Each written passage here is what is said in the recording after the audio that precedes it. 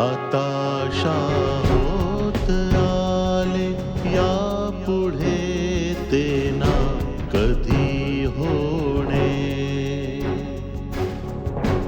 आता होत आले या पुढे ते ना कधी होणे. आता तरी मिळून सर्व बोला, आता तरी मिळून सर्व बोला ना ऐसे ना पुन्हा होणे. हताशा होत आले या पुढे ते ना कधी होणे. हे घ्या, हा फोन इथं वाजतोय. अरे या हवेलीत कोणाला काही पडलेलीच नाहीये. जर या हवेलीत ललन नसता तर न जाणू या हवेलीचं चित्र काय असतं. हा? हा फोन तर भारती बहिणीचा आहे, कदाचित विसरले असतील. हं?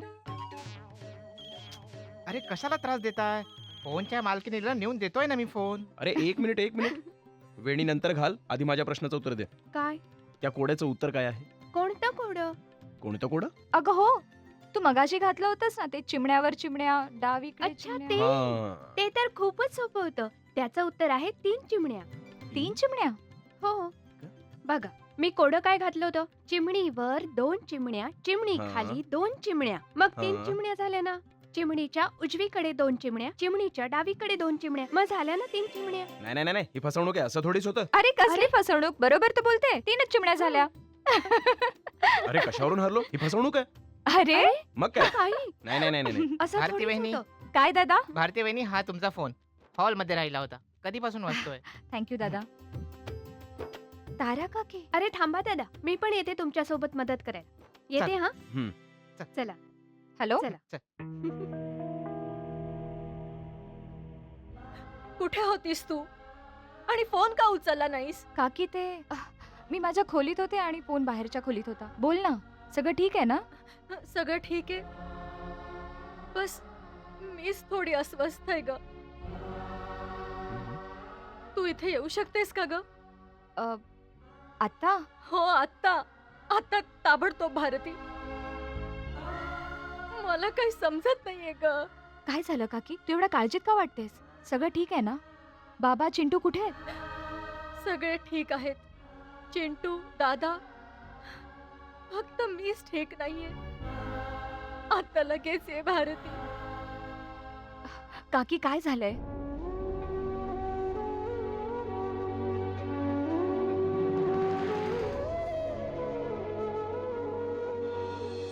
तारा, गुडिया तर मला काहीतरी वेगळंच सांगत होती की ताराचं शहरात मनच लागत नव्हतं मास्तरांशिवाय.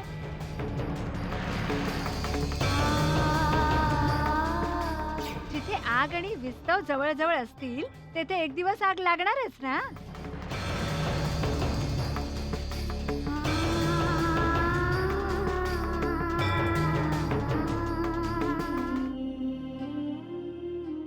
काकी तू काळजी करू नकोस, मी आता तिथे येते. ठीक आहे भारती, लवकर ये ग. मी तुझी वाट बघते. हो, मी लगेच निघते.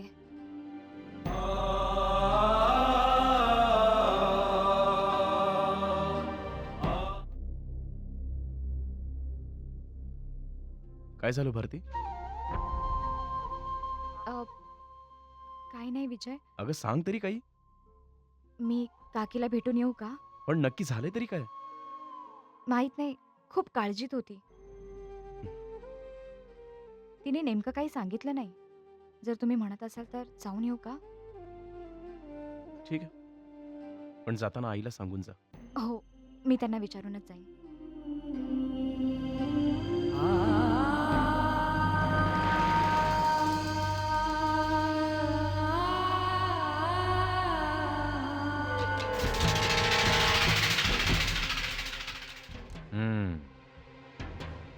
इतक्या दिवसानंतर कसा काय आलायस त्रिलोकी? दादा, मला माझ्या चुकीचा पश्चाताप झालाय. हा विचार करून मी इथे आलेलो नाही. ज्याच्यामुळे आपल्यात फूट पडली होती तो राहिला नाही, पण माझी या पिढीजात हवेलीशी नाळ तर अजून तुटलेली नाही ना. आम्हाला असं वाटतंय की अजूनही तुझ्या मनामध्ये विकीबद्दल तिरस्कार आहे. जाऊ दे ना दादा. जो माणूस या जगात राहिला नाही त्याच्या मागून चर्चा करणं समजूतदारपणाचं ठरणार नाही. हो, तू पूर्वीपेक्षा खूपच समजूतदार झालेला आहेस. समजूतदार तर मी आधीपासूनच आहे दादा, पण माझं दुर्दैव की तुम्हाला कधी समजूनच घेतलं नाही. तुझा समजूतदारपणा आम्हाला चांगलाच परिचयाचा आहे त्रिलोकी. शेवटी मोठे भाऊ आहोत तुझे. परंतु आता काहीही करण्यापूर्वी एवढं लक्षात ठेवायचं, आता आम्ही इथले सरपंच नाही आहोत. दादा, ही गोष्ट तर जगजाहीर आहे आणि तुम्हालाही पक्क माहीत आहे की त्रिलोकी असा कोणाच्याही खांद्यावरून बंदूक चालवत नाही. त्रिलोकी जेव्हा बंदूक चालवतो तेव्हा खांदाही त्याचा असतो आणि बंदूकही त्याचीच असते. तरी पण आमचा तुझ्यावर विश्वास नाहीये त्रिलोकी. हे पूर्ण खरं आहे. दादा,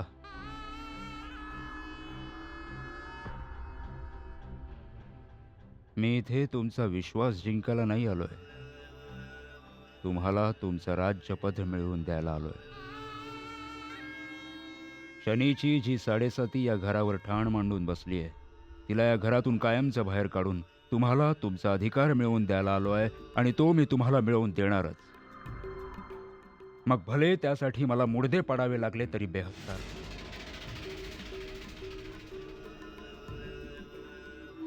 दादा, मला फक्त एवढंच माहिती आहे की माझा भाऊ या गावचा सरपंच होता आणि सरपंच राहील, बस. येतो दादा.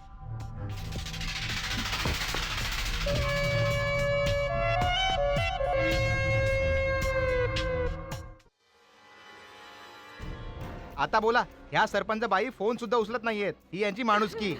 इथे तरण्यात आठ्या मुलीचा जीव गेलाय आणि त्यांना काहीच वाटत नाहीये. अरे ते म्हणतात ना, ज्याचं जळतं त्यालाच कळतं. त्यांना काय फरक पडणार आहे? मला तर संशय आहे की ती राजाला मिळालेली आहे, म्हणूनच तर आपला फोन सुद्धा उचलत नाही.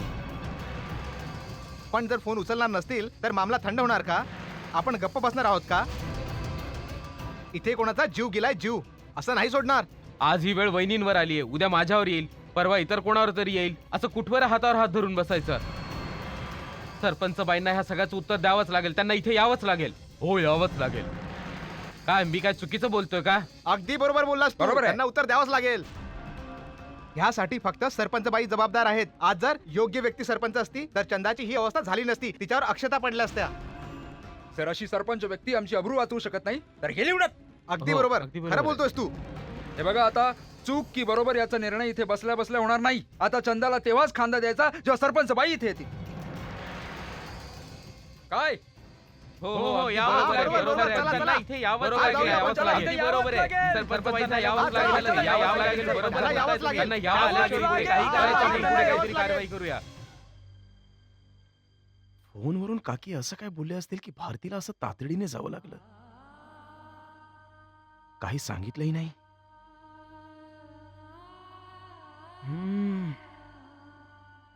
काय करू? मी सुद्धा जाऊ का? नको नको. जर भारतीला माझी गरज असती तर तिने मला नक्कीच सांगितलं असतं. मी नाही जात. वाट बघतो.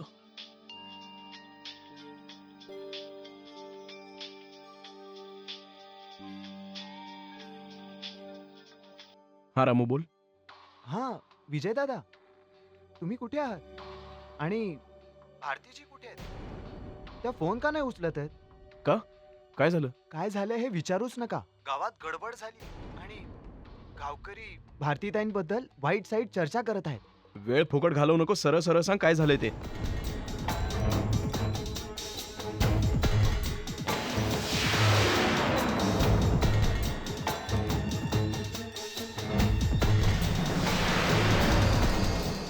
विजयदादा, गावातलं वातावरण बिघडलंय. भारतीजी जर घरात असतील तर त्यांना बाहेर पडू देऊ नका. गावातलं वातावरण खूप तापलंय, नाहीतर काही होऊ शकतं. तुम्हाला समजतंय ना मी काय बोलतोय ते? पण भारती तर कधीच बाहेर गेलीये. कुठे? रामू तू तिथेच थांब, मी आता पोहोचतो.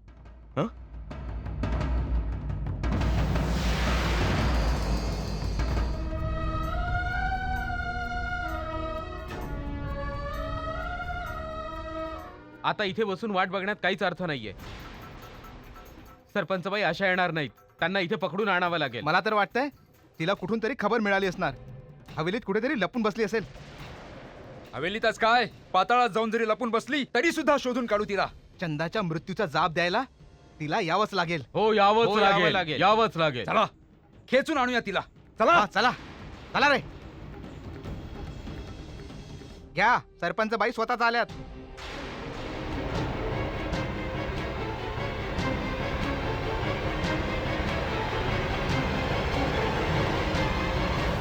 काय झालं दादा?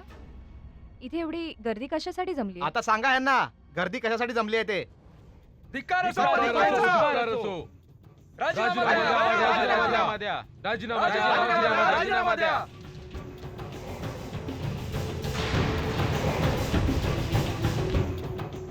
गप्प बसा.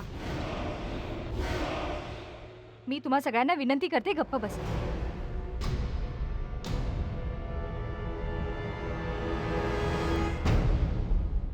निदान मला कोणी काही सांगेल का की इथे काय झालंय? नुसतं विजय असो धिकार असोच्या आरोळ्या ठोकतायत. निदान सांगा तरी इथे एवढी गर्दी का जमलीये? या मी सांगते तुम्हाला. हे बघा, हे बघा.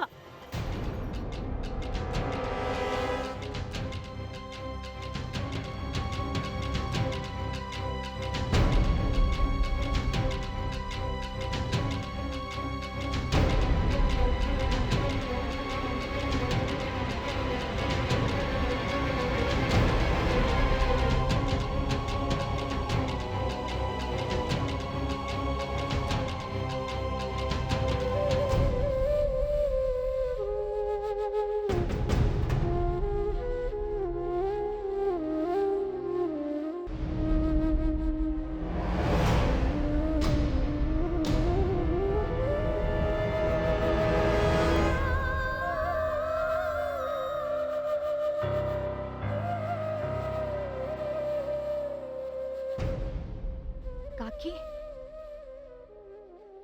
असं कसं झालं? तू मारलास. हे सगळं तुझ्यामुळे झालंय. तू माझ्या मुलीचा बळी घेतलाय. तुझ्यामुळे माझ्या मुलीचे प्राण गेले. तू जबाबदार आहेस, जबाबदार. हा, माझ्या मुलीला मरण का मिळवलंस? काकी, मला तर माहित सुद्धा नाही. आणि मी हिला कशाला मारेन? हो तुम्हीच चंदाला मारलंय. तुमच्या बेजबाबदारपणामुळे एका मुलीचा जीव गेला. आता तुमचं तोंड बंद का झालं? बोला ना, हे प्रकरण दाबण्यासाठी किती पैसे घेतले तुम्ही राजाकडून? बोला. आता तरी नाटक बंद करा सरपंच बाई, आणि सगळ्यांना सांगा इमान कितीत विकलं. तुम्हाला जर पैशांची एवढीच भूक होती तर गावातून वर्गणी गोळा करून दिली असती. एका निष्पाप मुलीचा जीव घेण्याची काय गरज होती? बोला ना हो, सरपंच बोला, मॅडम, बोला, बोला. आता काय बोला, झालं? बोला, बोला ना, बोला, भारतीशी बस का नाही करा. करत तुम्ही? गप्प बसा. मी मघापासून बघते, मी काही बोलत नाहीये म्हणून तोंडाला येईल ते बळताय तुम्ही सगळे. बोलण्या अगोदर कमीत कमी विचार तरी करा. मला सांगा, माझं कुठे चुकलंय? काय केलंय मी ज्याबद्दल मला काही माहितीच नाहीये? त्यासाठी मी कशी काय दोषी? हेच तर आम्हाला जाणून घ्यायचं आहे. तुम्ही ह्या गावासाठी काय केलंय? तुमच्या राज्यात पोरी बाळी सुरक्षित नाहीयेत. गावाबाहेरचा कुठलाही मुलगा येऊन काहीही करून निघून जातो आणि आम्ही तमाशा बघत राहतो. याची जबाबदारी कोण घेणार? आज गोपाळपूरचा एक मवाली मुलगा आपल्या गावात येऊन एका साध्याभोळ्या मुलीला फसवून तिला गर्भवती बनवून पळून गेला. आम्ही काहीच करू शकलो नाही. का? कारण आमची सरपंच कमजोर आहे, बेजबाबदार आहे, निष्काळजी आहे. कारण तुमच्यात एवढी ताकद नाहीये. की अशा मुलाला पकडून आणून दबाव टाकून त्याचं लग्न लावून द्यावं. अरे ह्या काय लग्न लावून देतील, यांना कुठे चिंता आहे आपली. आज तुमच्या निष्काळजीपणामुळे चंदाने आत्महत्या केली आहे. आत्महत्या नाही केली आहे तिने, खरं तर आपल्या सरपंच बाईने हत्या केली आहे, तिची हत्या. का केलंस तू असं? बोल, असं करून काय मिळालं तुला? बोल, उत्तर दे ना. काकी फक्त एकदा, निदान एकदा तरी आपल्या या मुलीवर विश्वास ठेवला असता. मला कल्पना तरी दिली असती की असं. मी आले होते, मी तुला शोधत आले होते तुझ्या हवेलीमध्ये. तुझ्या सासऱ्याने मला हाकलून दिलं. डोकं फिरलंय का? एकदा सांगितलं ना, ऐकून आलं तुला? चल जा ग्रामपंचायतीत जाऊन भेट. जर रात्रीच तुझी भेट झाली असती तर माझी मुलगी वाचली असती आज. माझी मुलगी वाचली असती आज. वाचली असती माझी मुलगी.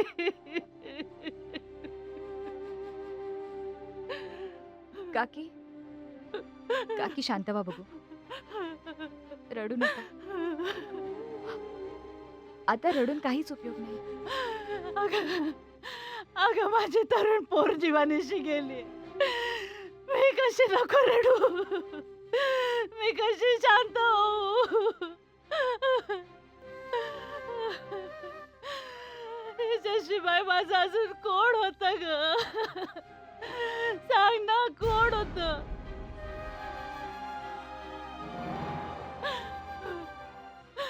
माझा शेवटचा आधारही गेला ग. काकी, मी तुमचं दुःख समजू शकते. मी सुद्धा जवळची माणसं गमावली. मी क्षमा मागते. तुमच्या दुःखात सहभागी होऊ शकले नाही, तुमचं दुःख दूर करू शकले नाही. ह्याकरिता मी तुमची गुन्हेगार आहे. तुम्हाला जी शिक्षा मला द्यायची तुम्ही द्या, पण ह्या क्षणी शांत व्हा. ही वेळ रडण्याची नाही, काही करण्याची आहे. हे जे प्रेत आहे हे फक्त चंदाचं प्रेत नाहीये, तर धरमपूर गावाच्या इब्रतीचं प्रेत आहे. आणि तुम्ही लोक काय करताय? चंदाच्या मृत्यूचा तमाशा बघताय की विजयाची धिक्काराची नारेबाजी करताय? तुमचं काय कर्तव्य आहे? सांगा मला. या गावचं रक्षण करणे फक्त सरपंचाचं काम आहे?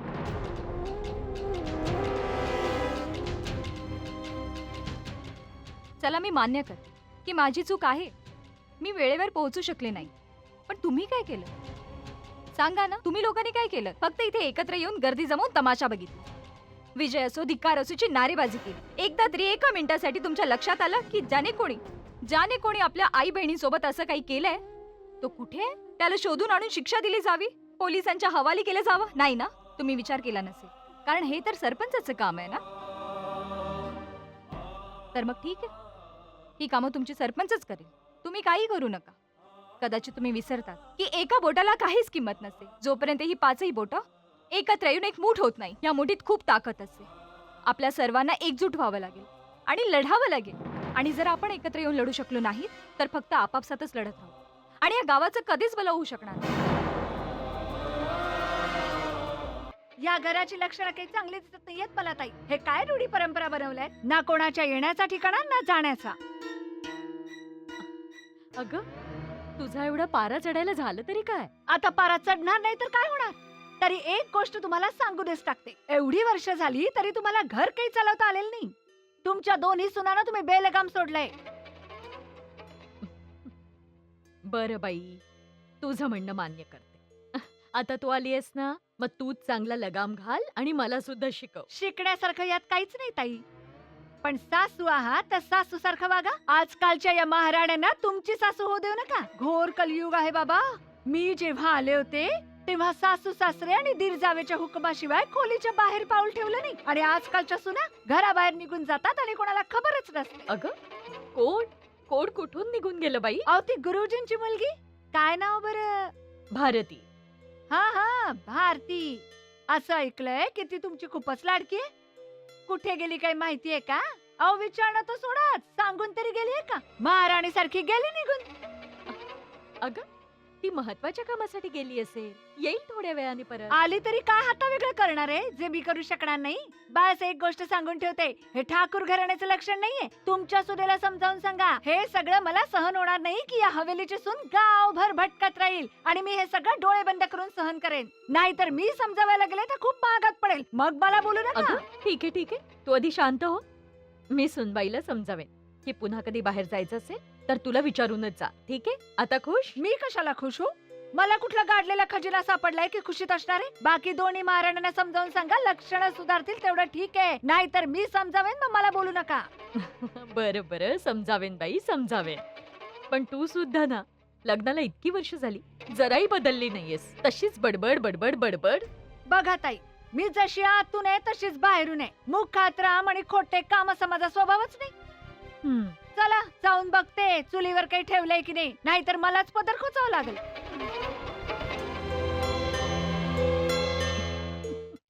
आता होत आले या पुढे ते ना कधी होणे. आता होत आले या पुढे ते ना कधी होणे. आता